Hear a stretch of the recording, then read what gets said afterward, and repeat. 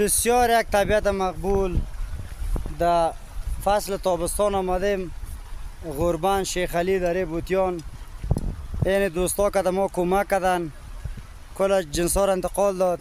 مدیر صاحب زیاولا سلام خواجه صاحب محترم. بیادر امروز تاریخ 20 سنبله سال 1404 هجری شمسی، موقعیت ولایت پروان، ولسوالی شیخ علی در بوتیان. جایتون خالی دوستا. امروز آمدیم به خاطر میله دیگه انشالله.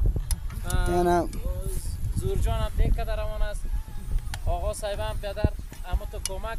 ما فقط همه تو سیل میکنیم دیگه جایتون خالی. انشالله باز سبا دیگه امشب نوبت مز دیگه باز دیگه. بله بله خیر باشین.